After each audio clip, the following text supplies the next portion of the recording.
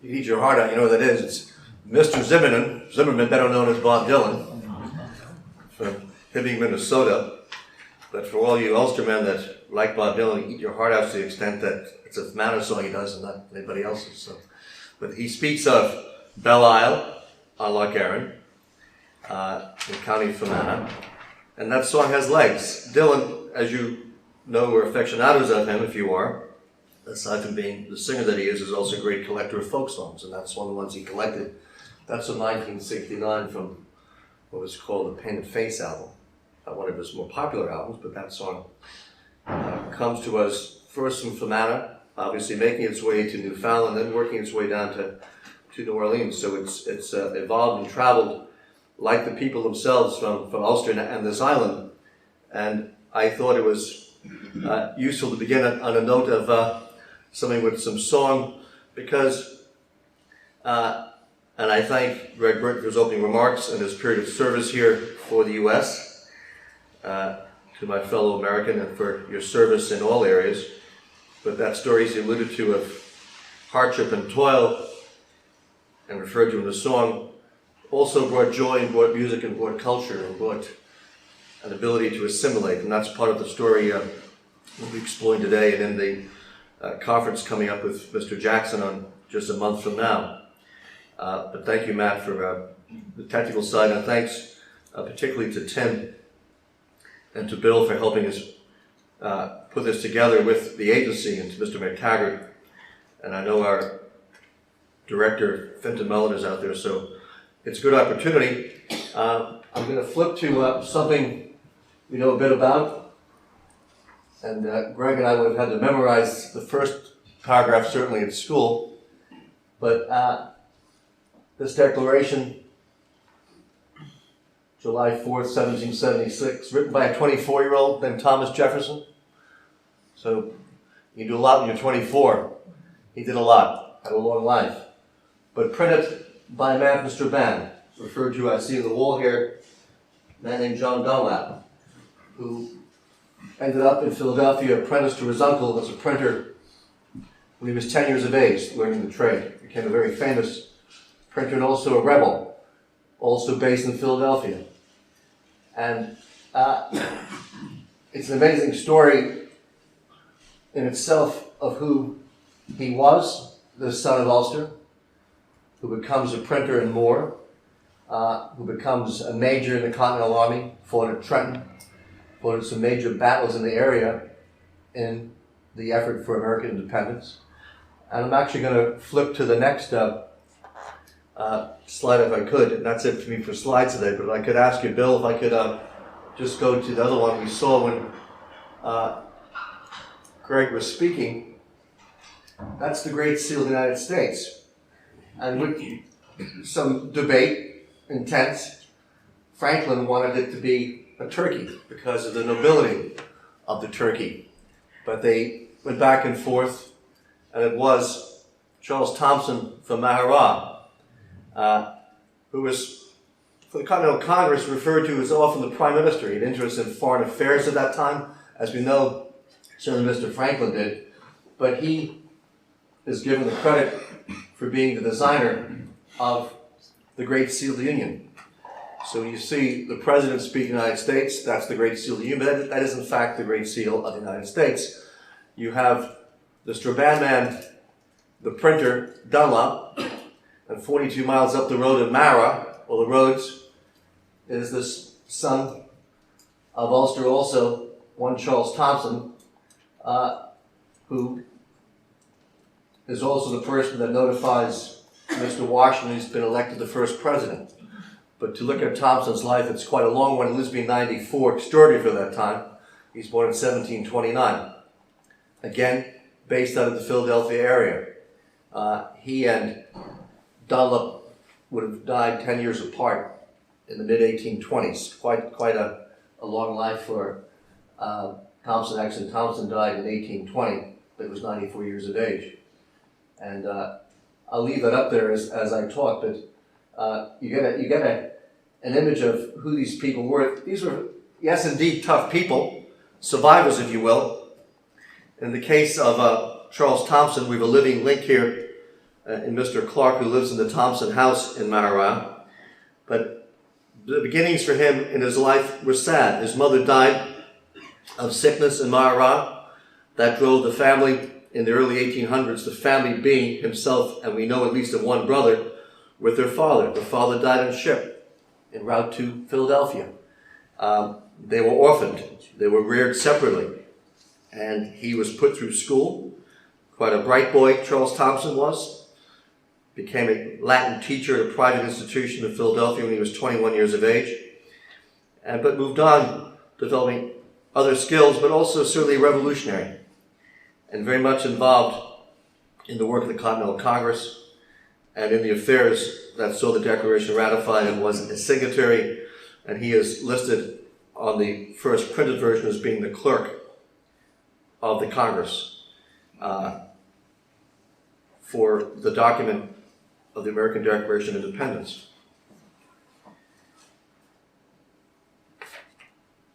That image of the stern fighting man taking on Indians, pushing the way through the backwoods, I think, as Brian has referred to, what the agency is working to accomplish, and certainly part of the work of the foundation in dealing with the history of all the peoples of Ulster, is also to recognize what writers like Matthew McKee have spoken of the ambiguity surrounding the term Scots-Irish and the Scots-Irish race.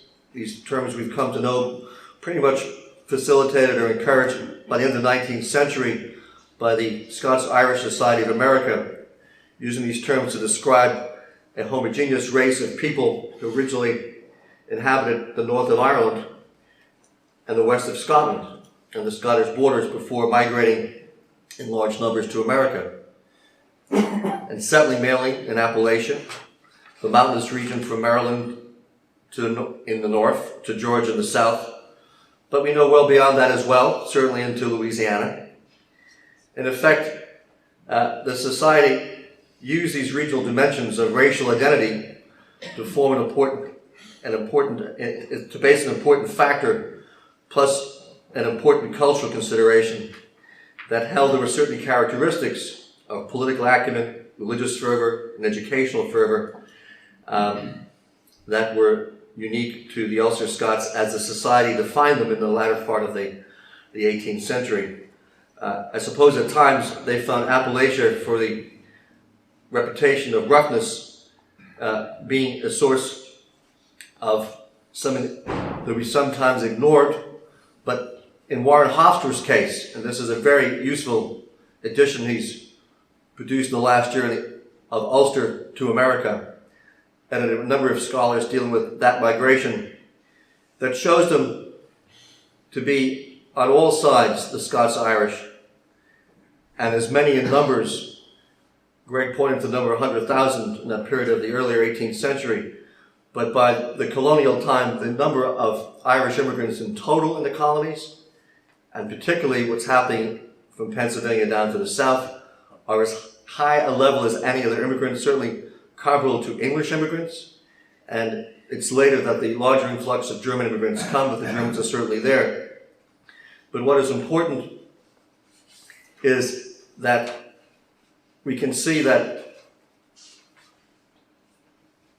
the counter-interpretation of Ulster Scots' experience in the U.S., rather than being implacable individualist, there was the urge to build communities among the Ulster immigrants in place of isolation. They interacted with the German settlers, with the Anglo-Americans and the other Irish, including Catholics, and helped all the peoples of Ulster shape a new land, a new world, with a new vision.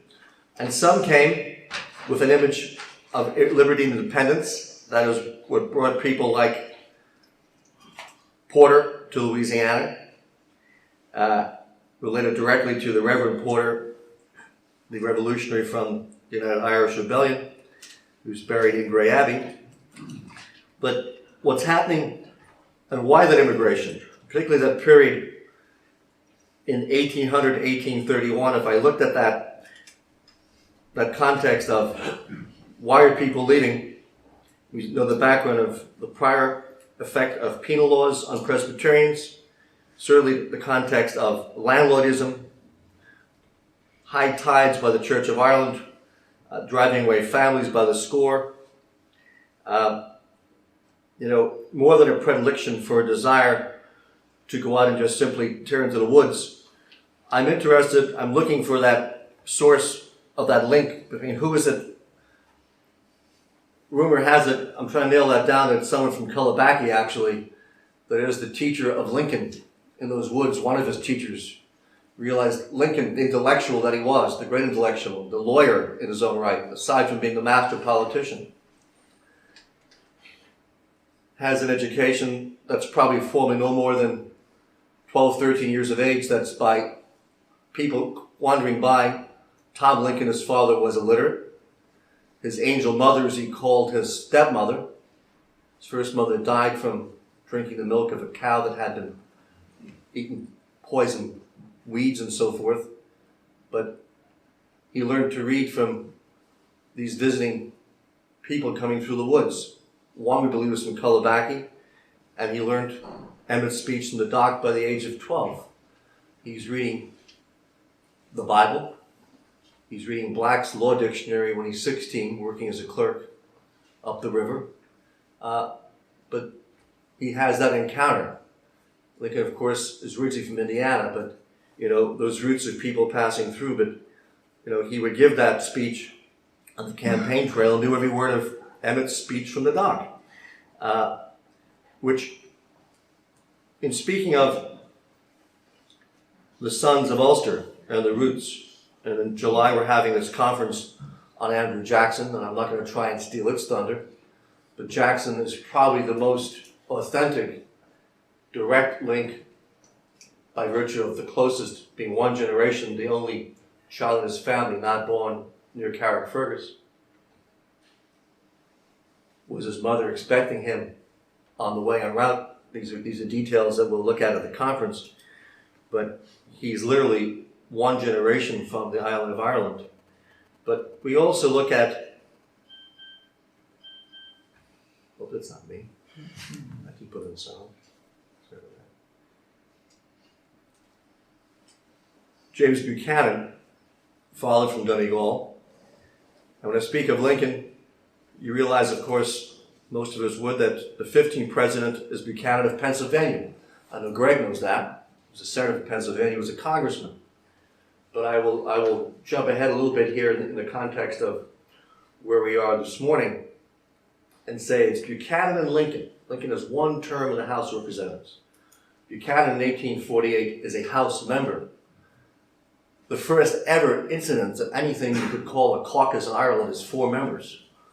And is dealing with the Great Hunger. From greater more to some, the Great Famine, the great calamity of the total island of Ireland, which I and others are working more about the effect of the famine on all the people of Ulster and how it shaped this town in particular. Not me simply as a place of immigration with 3 ships leaving a day for Quebec, others to Philadelphia, others from Warren Point, going all the way down, swinging against prevailing winds, ending up in Galveston, Texas, and New Orleans. I mean, that's the story of Ulster. It's a story of Presbyterians and Church of Ireland people and Catholics going because of that calamity.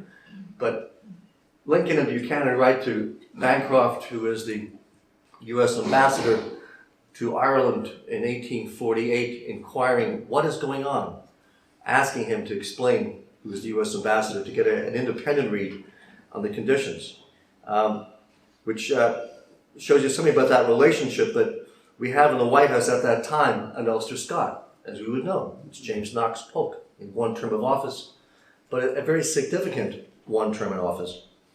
But in dealing with that calamity of the famine, February 1847, the U.S. Congress considered the question of whether to appropriate $4 million in famine aid for Ireland and Scotland, which was also affected, the Highlands and the Islands in particular.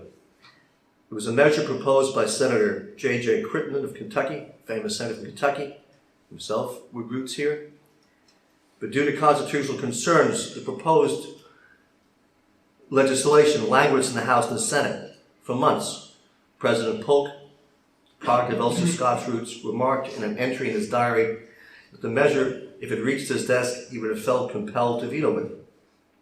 He said in his diary, "I have all the sympathy for the oppressed Irish and Scots, which any citizen can have, but my solemn conviction is that the Congress possesses no power to use public money for such a purpose." This was something that Congressman Lincoln, Congressman Buchanan were pushing, but the story doesn't end there. An amendment was suggested that altered the call for an outright commitment of U.S. government funds to proposals seeking instead the use of U.S. naval vessels to transport food to Ireland and to Scotland. That too was rejected. But in that amendment, proposed by Captain Robert Forbes, the brother of John Murray Forbes, the Congress petitioned for a single warship. That Captain Robert Forbes acted on the idea with a petition to Congress requesting the loan of a U.S. naval sloop. It was called the Jamestown. It was a relief voyage to Ireland. It was approved, that vessel. But that marked the first episode in U.S. history of bilateral aid to another country. So began U.S. foreign aid. And it was with some toing and froing and debate, and Polk did not object to that.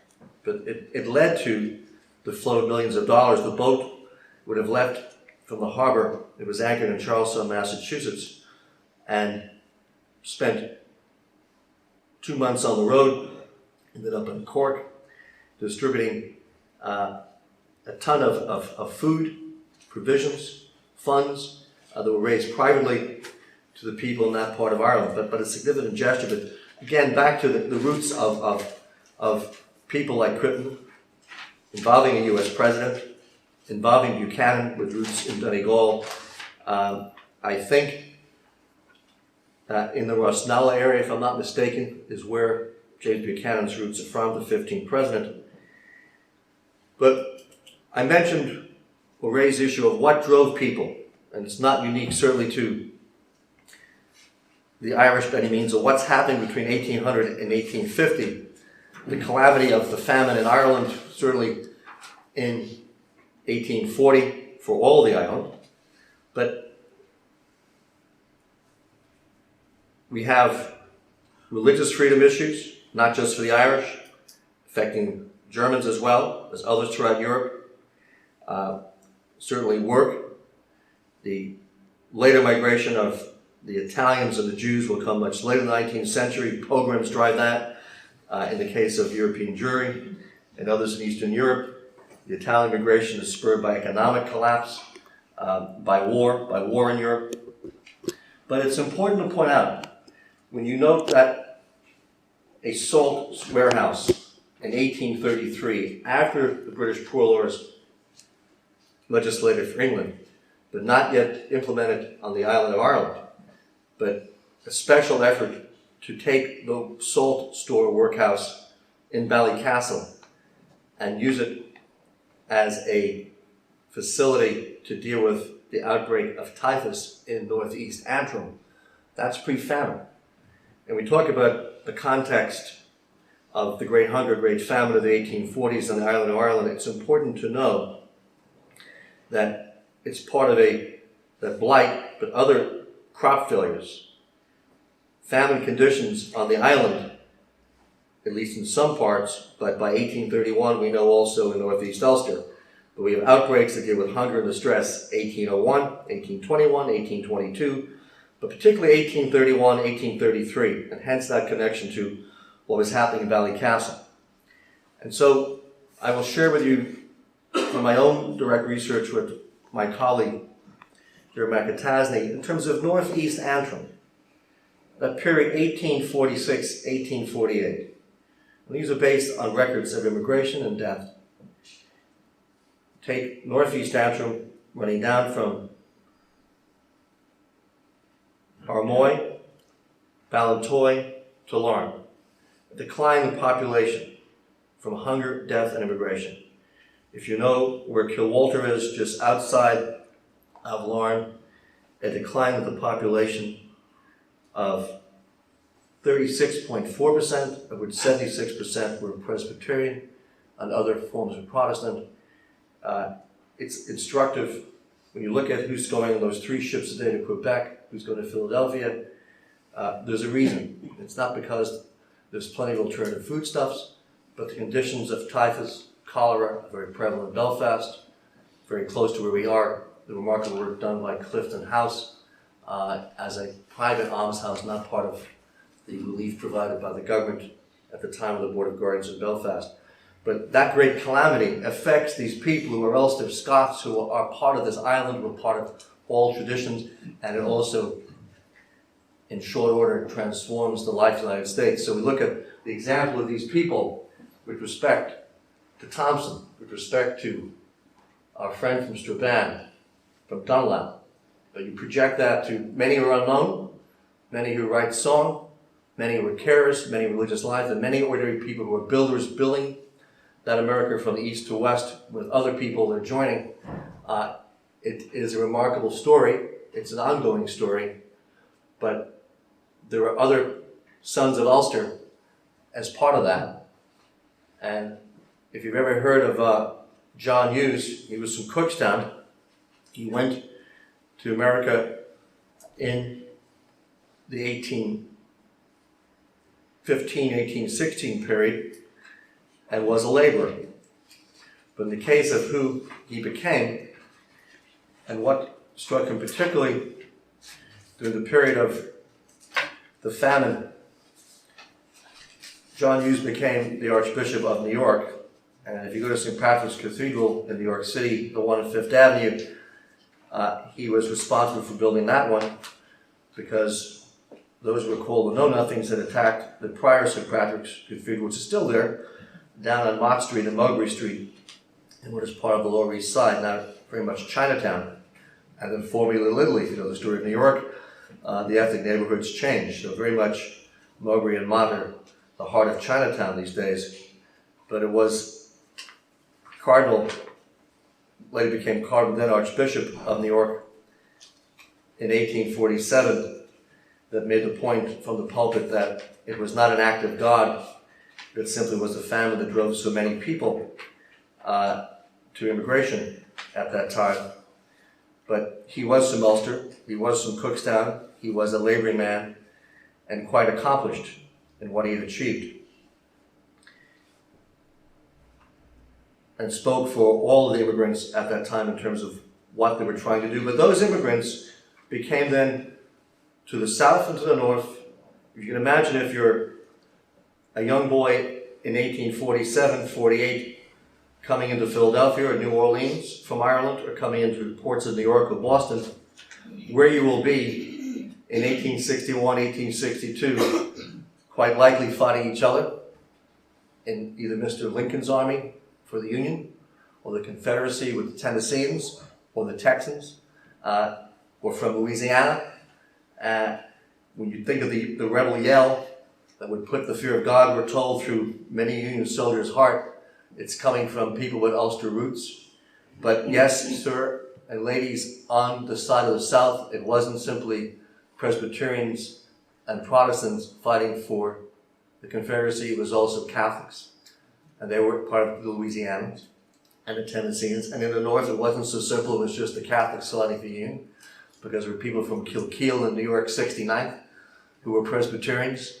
So, as the saying goes, if you're not confused, you don't get it. So they were on all sides.